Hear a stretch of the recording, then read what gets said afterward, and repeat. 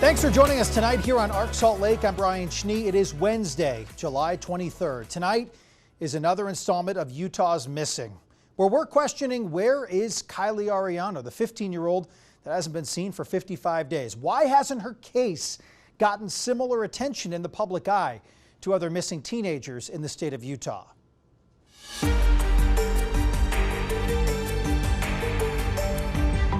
Stephanie Coleman has gone nearly 2 months without her daughter.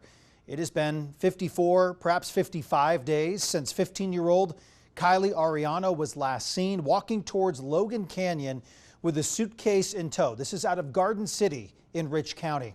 Her mother told me over 2 months ago that her 15-year-old daughter shut off her phone about 300 feet from her home. It has not been on since.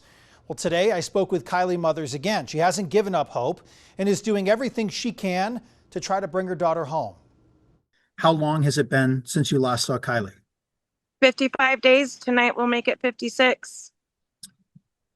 How do you put one foot in front of the other each day, just with limited information, answers, and no resolution at this point? Because if I don't, who's going to keep doing it? I do everything I can to spread awareness and her flyers, and we've had a lot of people following and helping and spreading a lot of words. We finally got t-shirts, so that helps a lot. And we got window clings, and I have my 12-year-old still at home, and so I'm trying to keep everything as normal and stable as possible. So have you heard anything new, any potential sightings of anything at this point? nope, nothing. The last one was the Salt Lake sighting, but the footage that we received, it wasn't Kylie.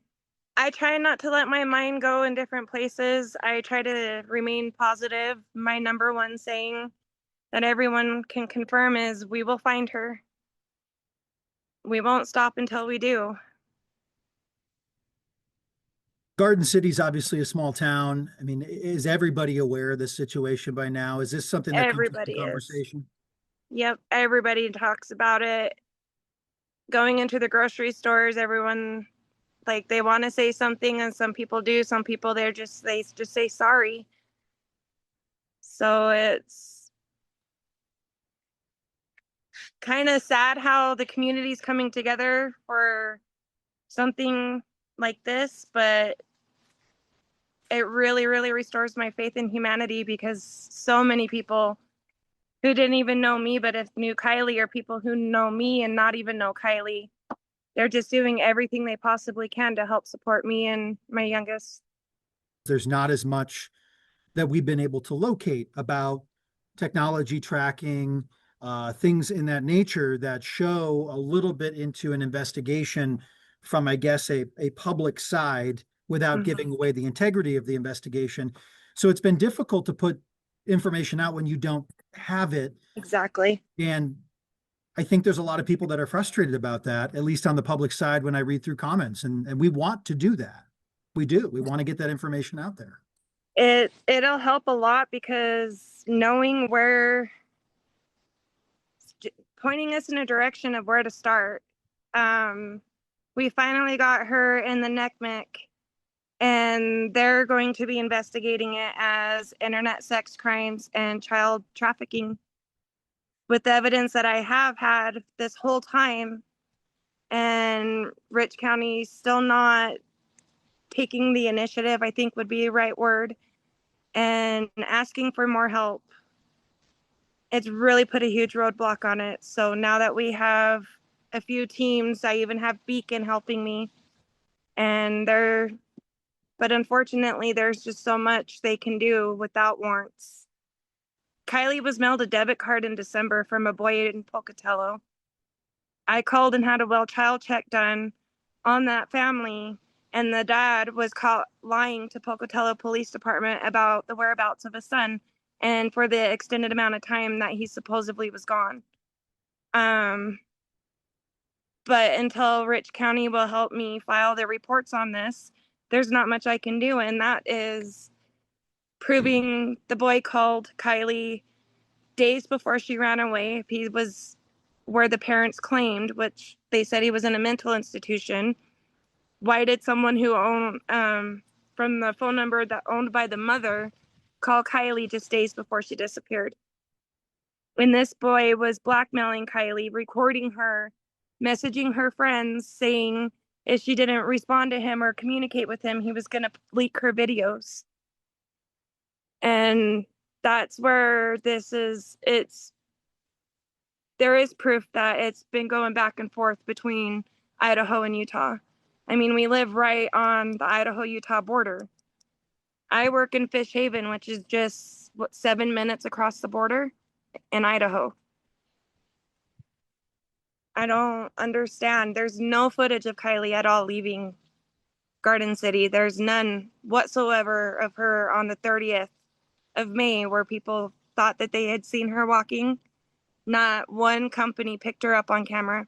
It was all Thursday in the evening time, and I believe the last time she was seen on camera was 4:30, and then 9:52 p.m. is when she turned her phone off on May 29th.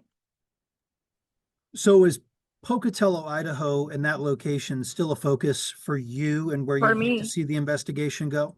Yep. If not, if they don't have anything to do with Kylie disappearing, which my gut instinct and my mom heart tells me she is with that boy. With the months, and I mean, it started back in December when the debit card came in the mail and I reached out to family members. Is there something you want other parents to know about what their children are doing and the difficulties of that balance and all of that? So maybe we can hope and help other families at this point that are steering down that path. Honestly, my number one advice is don't let him play on Roblox and Minecraft. That's where all of this started, and I know it's not just for my Kylie, it's other teenagers, and I mean, this started with Kylie years ago. Discord is another one. So many things can happen in those servers. It's no matter how much you think you're supervising, there's so much going on behind the scenes, and they learned how to use code words and other ways to get into our kids' minds. It's if you're not physically sitting there with them and cannot take the time to watch everything, every moment, every click, every type, my number one suggestion is don't let them have it. Keep searching, keep looking. If you think it's her, take a video. So that way we can't miss it this time. And not just for my Kylie, for any missing person. If you think anyone looks like someone that's missing, the best thing to do is take a video and record and then zoom in and take screenshots or photos and call 911. Call the reporters, the tip lines. Don't tell yourself it's not them. Let us be the one to determine if it was her or not. And just share her face, share her story. Don't be afraid to approach me and ask me questions. We'll find her. And it's by everybody else sharing. We've talked about Kylie for the last nearly 2 months on this very program. Share the posts, share the pictures, reach as far out as you can on social media to spread these photos in the hopes that someone will recognize her. It takes everybody here. So this Friday, Stephanie is holding a fundraising barbecue with hopes that Kylie will somehow be able to see how many people want her safe return. It will be at Heritage Park on Friday. It's to raise money for a reward for Kylie. We're doing a barbecue. We're having a band that's coming up. They offered to do a free concert. We're going to have karaoke, raffle.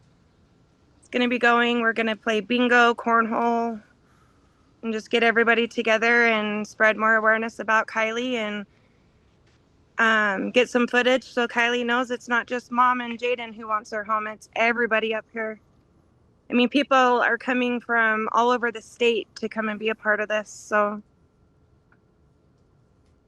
Well, Garden City is far out from a lot of folks, especially if you're along the Wasatch Front. It's a commitment. So if you can't make it there and you'd like to support, you can always reach out to Kylie's mother. She's very active on social media. You can donate that way. You can give that way. You can give an item for the raffle if you want to give something, if you're a business owner. But if you do want to go, head over to Heritage Park in Garden City Friday at 6 o'clock for the fundraising event. So I did call the Rich County Sheriff's Office this afternoon with some questions about the case. I did not get a call back. I've reached out to them on and off over the last month and a half or so. Other than the initial posting that they shared a few days after Kylie's disappearance, we have not heard anything from the Sheriff's Office. And yes, we are looking for other investigative sort of tactics to bring you that information. Because we don't have that information, this has not been shared as publicly and as widespread as other cases, because a lot of that investigative details are not out there in any way, shape, or form. But we're trying to get some answers and at least learn about potential leads and other information. Anyone with information about Kylie's whereabouts should call the Rich County Sheriff's Office. They're the investigating agency. 435-793-2285. Reference the case number you see on your screen, 25R308. There was a brush guard on the vehicle that had been damaged, as well as some stains found inside the vehicle that appeared to be droplets of blood. Well, that was Sergeant Dane Leardahl from the Tooele County Sheriff's Office.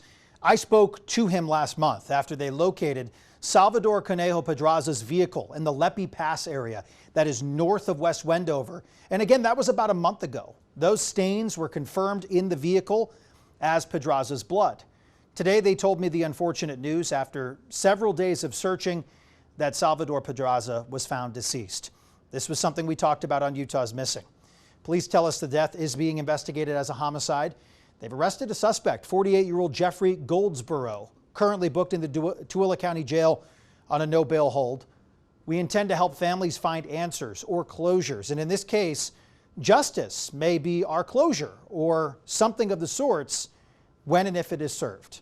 As the case develops, we'll keep you updated on air and online at KUTV.com. The search for 42-year-old Chad Birmingham has also come to a bitter end. After disappearing from his campsite in Soldier Canyon 9 days ago, the Tooele County Sheriff's Office confirmed he was found deceased. His family also reaching out to me today on social media. His sister, Crystal, posting on Facebook today, emotional, thanking those who helped in searching and supporting her family. There's a GoFundMe here that was started by the family to help aid with the cost of funeral services. It's already jumped up quite a bit since we just looked a few hours ago. To donate, head over to GoFundMe. You can search Support Funeral Services for Chad Birmingham. Now for continued coverage on Utah's missing cases, join us Wednesdays, 7 o'clock, right here on Arc Salt Lake. Like always, you can reach out to me directly on social media if you have a case, a cold case, a new case, any case that you want us to look into. Coming up on Arc Salt Lake, a memorial for the family killed in what police are calling a murder-suicide in West Jordan, and questions raised about the signs of domestic violence.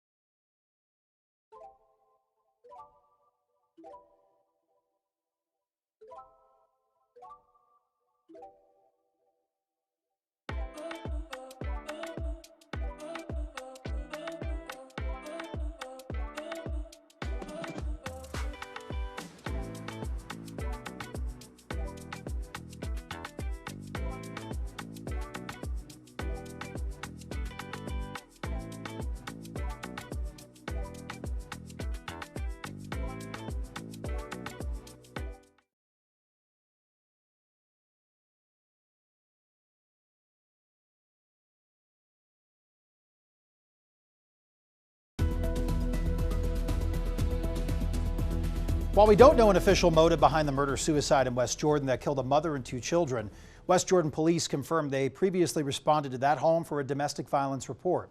Natalie Wattis spoke to the Utah Domestic Violence Coalition to learn more.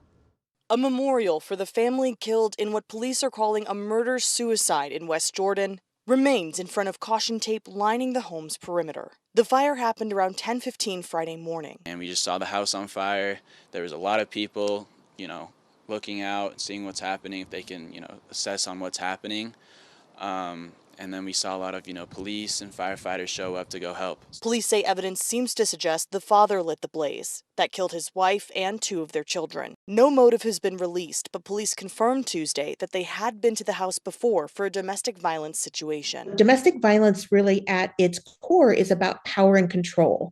And power control starts to happen well before any, necessarily type of physical interaction. Kimmy Wolf with the Utah Domestic Violence Coalition spoke with me to shed light on early warning signs of domestic violence. And by power and control, I mean jealousy, stalking, monitoring interactions, not allowing their partner to see family and friends. Wolf says anything that is not the norm or seems like someone tying up loose ends could be signs of things escalating. I would have concerns about anyone, selling property, getting paperwork in order, purchasing or bringing in or even hiding firearms. Police have said in the West Jordan case, the father had begun selling off belongings prior to the fire. The brother of the wife that was killed also told 2 News that she was worried about reporting her husband's violence for fear of being deported. Wolf assured me anyone calling or getting services from a domestic violence help center would be kept confidential and would not need to provide proof of legal status. Any call to a domestic violence hotline is confidential. We do not track phone numbers. We don't require their names. We won't call back even if the phone is, the call is dropped. If you'd like to see my full interview with Kimmy Wolf for more information about domestic violence, head to our YouTube channel, KUTV 2 News, Salt Lake City. In West Jordan, Natalie Wattis, KUTV 2 News. Natalie, thank you. A reminder, if you or someone you know is experiencing domestic violence, there are resources always available, the national hotline, the Utah Domestic Violence Coalition, and as always, immediate danger requires a call to 911. Another hot day, but temperatures at least a couple degrees below normal, making it to 92 degrees in Salt Lake City. And just a couple years ago, the record of 104. So any day in late July, and we're below average, that is a win. Pretty quiet through this evening. Tomorrow, our rain chances are at 10%. They're very low, but hey, maybe we'll see a sprinkle for the Pioneer Day Parade in the morning. That would be nice, at least a little bit of cloud cover out there, but it looks pretty quiet and dry through the weekend and into early next week. There's been a couple of spotty showers over the high Uintas. They will likely fall apart for tonight. We'll see mainly clear skies though, and then until tomorrow morning, a little bit of cloud cover begins to roll in. So some moisture might spark off a few of those sprinkles tomorrow morning. That moisture continues to move northward, and with the daytime heating, we might get a few thunderstorms in the afternoon. Probably not going to impact the Wasatch Front, central or southern Utah, but if you're out towards Flaming Gorge, the Uintas, southwestern Wyoming, maybe even Bear Lake, keep your eyes to the sky. There could be a pop-up thunderstorm, and a lot of folks are going to be recreating for Pioneer Day and the holiday weekend. We want you to be safe. Temperatures, though, staying a degree or 2 below average in the low 90s for northern Utah, upper 80s in central Utah, lots of sunshine, little breezy, though, in the afternoon, so remember fire danger will stay elevated, but St. George at 97 degrees, and that's about 5 degrees degrees below normal.